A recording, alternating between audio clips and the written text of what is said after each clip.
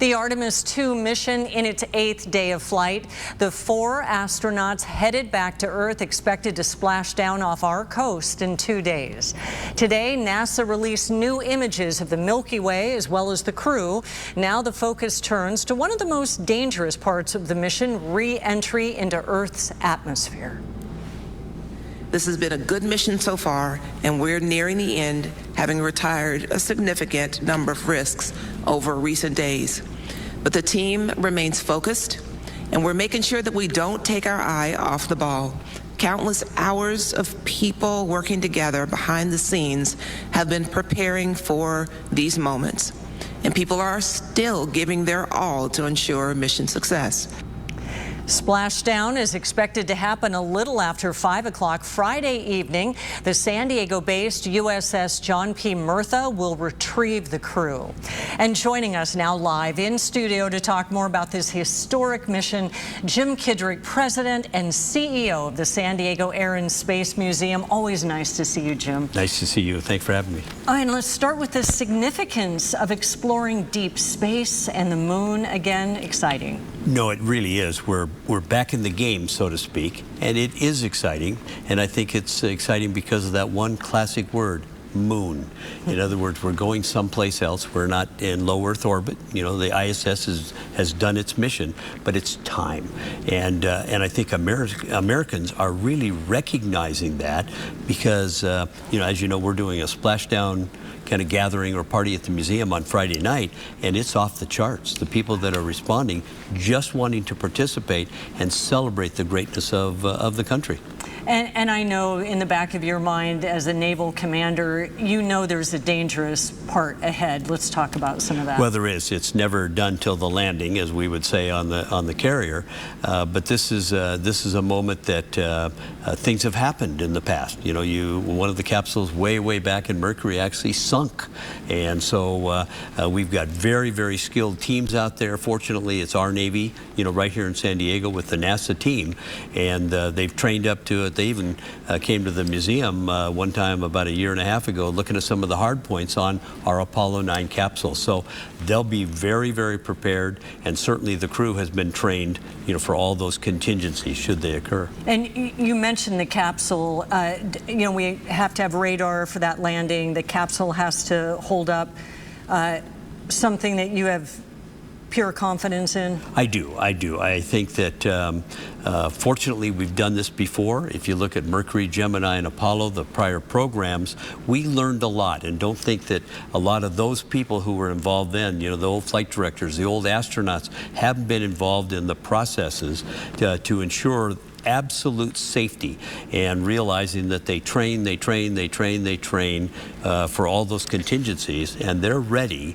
It's just, you know, they've been up there now almost 10 days, and so as they come back, you know, into that, you know, into the Earth's atmosphere, you know, this is, you know, the heat shield. This is all those things that come into play now, and certainly the parachutes and the descent. So, you know, I'm very confident it's going to go well. You mentioned San Diego's role. Our Navy sailors been training for 1.5 years for this. They have. What a program! Oh. I mean, and once in a lifetime. No, they're very much a machine, okay, by now.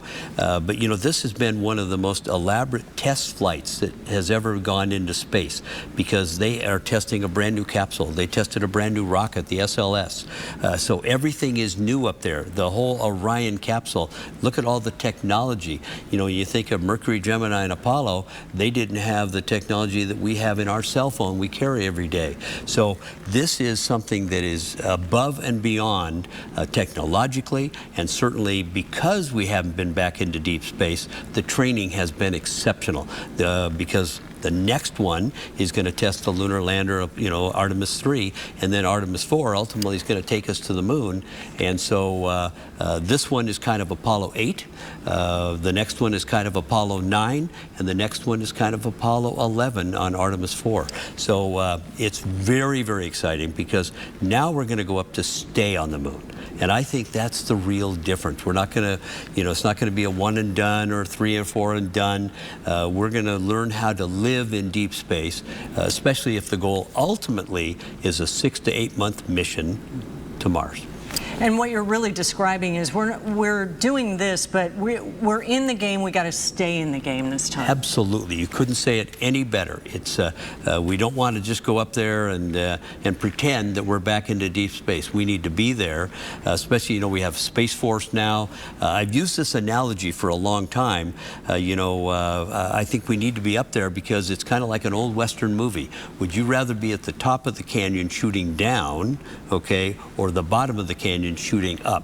So we need to be up there amongst them. We can't let other nations in this world, shaky as they may be at times, take our presence when we should be there, and we know we should be there. And now for 20 years, you've been so involved in the Air and Space Museum, you realize what this is doing for the next generation. Oh. This is changing everything now, isn't it? It is so, so exciting, you know, for young boys and girls who are watching and participating, and what can I do in my future? It's aviation and space that is very exciting, and you know, it's you can't believe there was just one greatest generation. You have to believe in your heart there are multiple greatest generations, in plural, okay? So it's their chance, it's their opportunity to take our positions, okay, and go forward with them and make an even better world, and certainly out of this world. That's exciting. What a party you're going to have Friday.